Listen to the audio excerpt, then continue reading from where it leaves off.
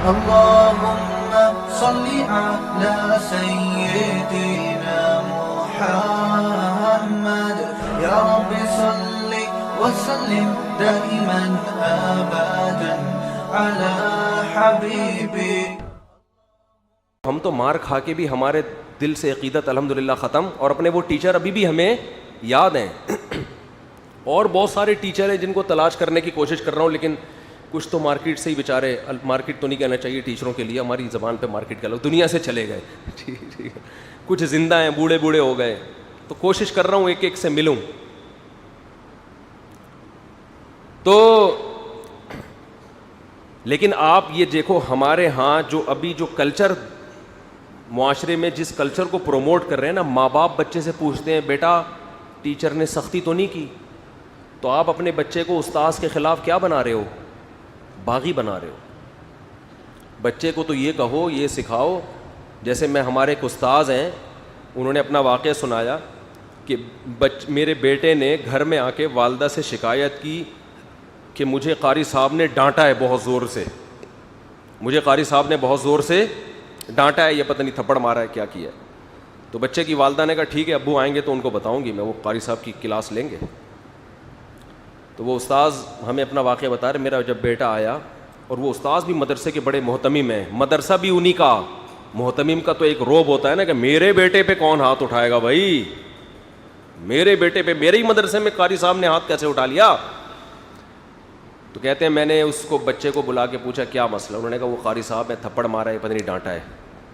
تو میں نے کہا آج تو تم نے اپنے استاذ کی شکایت لگائی, اس کے بعد دوبارہ اگر لگائی نا تو قاری صاحب نے جتنا ایک مارا ہوگا تو 4 میری طرف سے پڑیں گے. ٹھیک ہے نا. میں یہ نہیں کہہ رہا کہ اپنے بچوں کو اور قاری صاحب کو یا ٹیچر کو آزاد چھوڑ دیں, وہ ہڈیاں توڑیں, وہ جو یہ نہیں ہے, یہ تو زیادتی ہے نا. بے تحاشا مار پیٹ سے بچہ بگڑتا ہے, اور یہ ظلم بھی ہے بچے کے اوپر. لیکن اس ظلم سے بچنے کا یہ طریقہ کہ آپ نے ٹیچر کو, شاگرد کو آنکھیں دکھانے پر پابندی لگا دی. ہمیں یاد ہے کالج میں جب ہم تھے نا, ایس ایم سائنس کالج, اس وقت بھی پروفیسر حضرات طلبہ کو ایک آدھ تھپڑ لگا دیا کرتے تھے, اور طلبہ آگے سے جواب نہیں دیتے تھے, مگر اب نہیں ہے یہ. تو یہ جو ہمارے لبرل لوگ ہیں, انہوں نے گھر میں باپ کو 2 ٹکے کا کر دیا ہے, جس کا کام ہے کھلانا پلانا, گیس بجلی کے بل دینا, مگر وہ یہ بچے کو پالے گا یہ کہہ کے کہ یہ میرا نہیں ہے بلکہ میں ریاست کی ایک نئی نسل کو پال رہا ہوں. ماں کو بھی 2 ٹکے کا کر دیا, جو ماں اپنی اولاد پہ ہاتھ نہیں اٹھا سکتی. شوہر کو بیوی کی نظروں میں 2 ٹکے کا کر دیا. نہیں آ رہی بات؟ اور اللہ بھلا کرے آپ کا, ٹیچر کو شاگردوں کی نظروں میں بولو 2 ٹکے کا کر دیا. جرمنی میں ایک یونیورسٹی ہے, میرا ایک شاگرد پڑھ کر آیا.